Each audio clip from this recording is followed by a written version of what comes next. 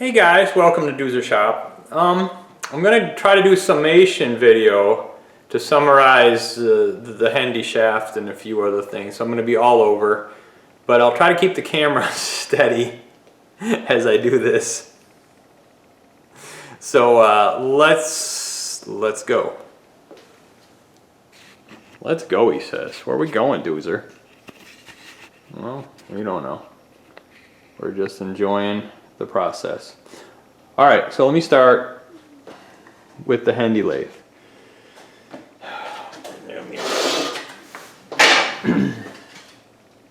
So the Hendey lathe, the Hendey tool and gauge maker lathe, I got this machine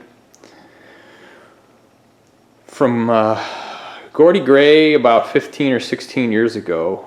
It was sitting out back of his parking lot outside of his machine dealer, and picked it up pretty cheap because, you know, it was just full of rust and everything. So it took me at least 3 years to get it de-rusted and painted and things taken apart. And then I moved and I brought it with me 660 miles, and then it sat for a while I tended to house duties and life gets in the way. So it's been in the shop and you guys have seen it, and my apron repair, put back together, was sort of the last hurdle. But the headstock had a shaft in it that was worn, and so the Hendey is famous for the single dog clutch, right, for threading to keep synchronization. So there's that one dog. See that? There's one dog there, and there's one dog on the mating side, and there's, I think, that's like forward or reverse, and that's the other direction. So that's the famous single dog clutch. So it'll go in, but it'll only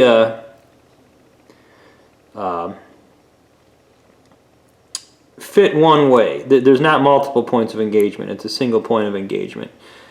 So that's what makes the threading synchronization nice, is the single dog clutch. There's no other fingers on there. It's just that one. So that's what makes the Hendey neat. The Harding has that too. The Pratt & Whitney has that too.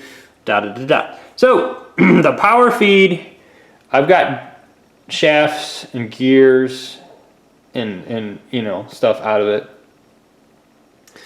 But the area of concern, I guess it's called the banjo because it swings on this bushing. It swings on here, and there's a slot where it's adjustable with the swing, and that's for belt tension, and that kind of resides in here, okay? Now that part had the bushing that was worn. These bushings are decent, they're okay, they're decent. So I took that off of here. So the bushing was worn, and here's the belt V pulley, and the other pulley that I'm going to show you kind of resides there, and I had to take all this off to get you know, everything apart. And there's the feed train, of course the quick change, the Norton box. Okay, so let me kind of just walk over here and keep the camera as steady as I can. Some of the bushings that were worn, that was the pulley side, and that was worn, and this was the gear side, right? And that was worn too. So I'm talking about all this stuff. In here is the piece, right? The camera is probably, the light makes it go dim. So here's where the piece is. You can see the pinch area where it swings, and then this is a 3/8 16 threaded you know, boss for tightening up the swing. So let me try to get the light better.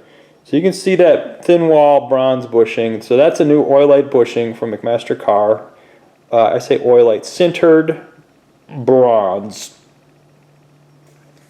And the other side, you can't see. So the bushing is in this side, and next to the pulley is a needle bearing. And it had a bushing there, and I replaced it with a needle bearing. It's a 1-inch wide needle bearing. It's a 10/16 needle bearing. 108 is a 1/2 inch wide, and 10/16 is the 1-inch wide. So I decided to put the needle bearing on this side. I was going to put the needle bearing on the other side, but I'd have to bore that out. So right now it's 7/8 in the casting. I'd have to bore the casting out to 1 inch. Okay, and that's why I've got the mandrel in the SIP spindle to try and orient it, because I was going to block it in somehow and register the top and the bottom bearing bore so I get a true center line, because the surfaces of this casting are off a little bit, a couple thousandths.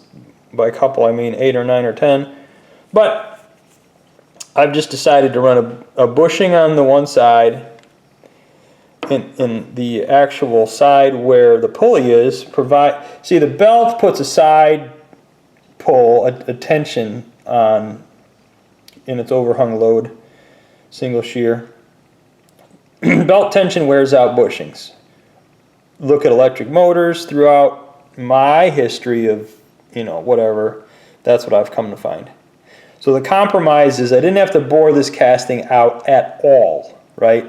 I just put in the factory size bushing on this side, and I found a needle bearing to fit the factory size hole, bore, whatever you want to call it. So the positioning of this gear was, the centering of that gear in the casting was set by the bronze bushings extending out from the casting, okay? So this bronze bushing, as you might be able to see, is sticking out and touching the gear, okay? This side, I didn't have that. The needle bearing went basically almost flush. It stuck out a little bit from the casting. And I have some 3 hardened steel spacer washers in there. 5/8 inside diameter. I forget what the outside is. I think it's 1 inch. But there's spacer washers on the needle bearing side. So that sets the play. And there's some clearance there between the casting and the steel pulley. And that's all governed. The spacing of that is all set by the steps on the shaft, okay? It's all set by the steps of the shaft. So this actually, I'm one-handed here at the camera, this spins like great, okay? But this took a long time, right? This took a very long time, many weeks to get the new shaft made out of not soft metal, soft steel, but hardened steel. Used D2, hardened it, tempered it, ground it. It's been quite a journey. So I still got to do a few things. Excuse me.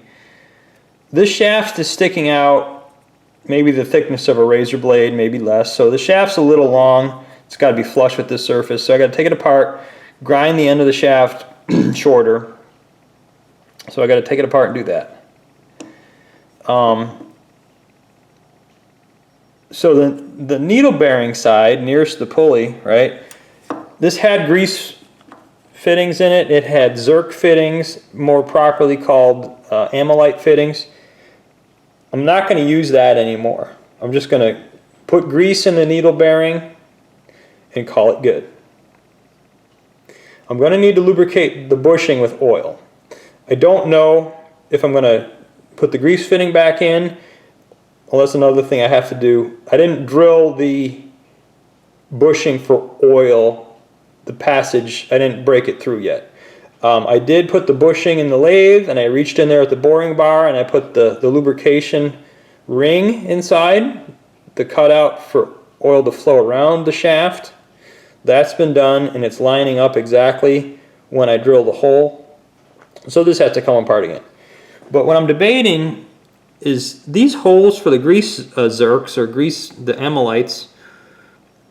I say grease. This, I mean, you can put oil in them, and we talked about that before. But that's quarter 28, quarter-inch fine thread.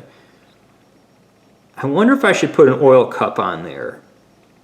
And oil cups typically don't come with that. They're either straight push-in quarter-inch friction fit. I think the next thing is 5/16 24 thread, or which I think is very close to a 1/16 pipe thread. And then they go to 1/8 inch pipe. Now, if I centered an 1/8 inch pipe thread hole on there, I think it'd be getting close to the edge of the casting. So I was thinking maybe I could put it in the mill and move it over.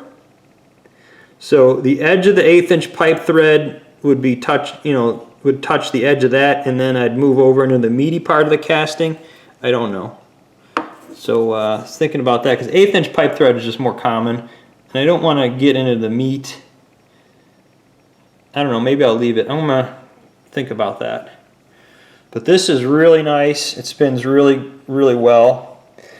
I'm not worried about having a bushing and a bearing. Right, there's the bushing, there's the bearing. I'm not worried about that. The reason I think that, the bushings failed is because of the belt side load, like I mentioned. But if this needle bearing takes all that load, the shaft is not going to get crooked, and it's not going to take out that bushing, because the gear is, there's not a lot of load from the gear because it's balanced between these two bearings and bushings.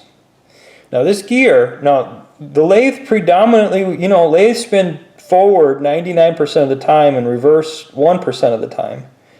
So because of that, the one side of the gear was taking most of the use.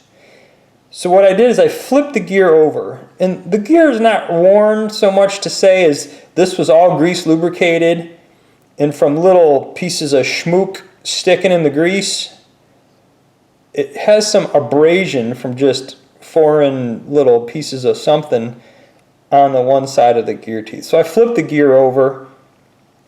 That should work well. And all this is fitted, man. All this is fitted so tight.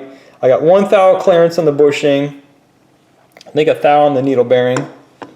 And I mean, it's like all this. So I want to show you one thing. Remember on the shaft, the key in the pulley is 5/32 of an inch. Okay? And I made the key weigh in the shaft 1/8 inch. So what I had to do is I made a step in the original key. Okay?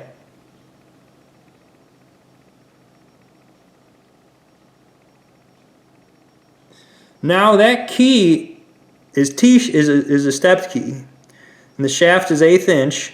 It's actually 0.127, 2 thou oversized, and I knew I was cutting it oversized, and I didn't care because I was making a T-stepped key. So that key is press fit into the pulley. Usually they're press fit into the shaft, but that's how it was originally. And then this comes off. This just pulls right off, right? I'm not going to do it because I got one hand. And I had to make some relief to slide the pulley off with the key. I had to grind the shaft. You can see the threads have some flats ground on them, so I had to surface grind that. And I had, the shaft was right on 0.5625. The pulley was a super tight fit, so I had to really massage that pulley, the 9/16 bore to fit. And it's tight, man. It is size for size, so there will be no fretting there. There's the gear is very tight. It's a little bit looser. It's not a press fit. I mean, it's a 1-to-1 fit, but it's just a smidge looser, so it goes on easy. The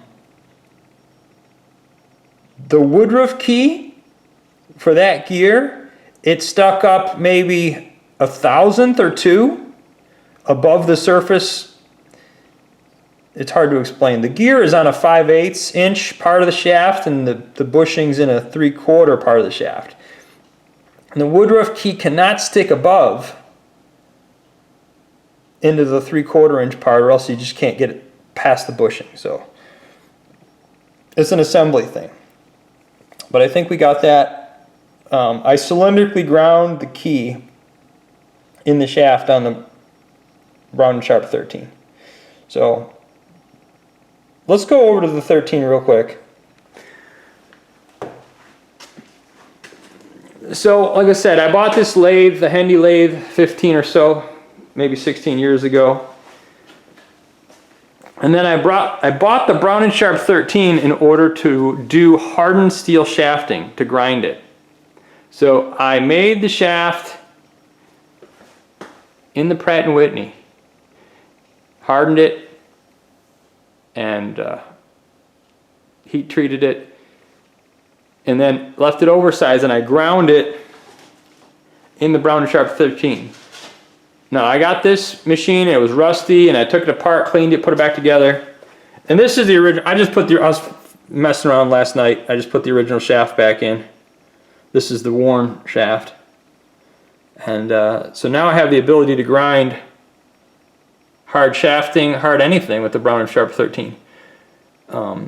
So I needed, I used all these tools. I even used the Sagami lathe quite a bit because it's got 5C collet capacity.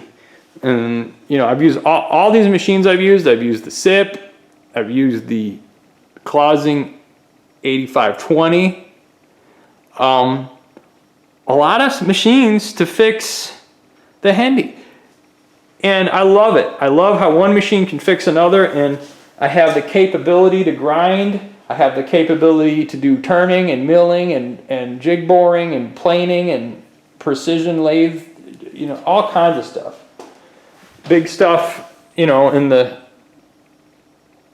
Colchester.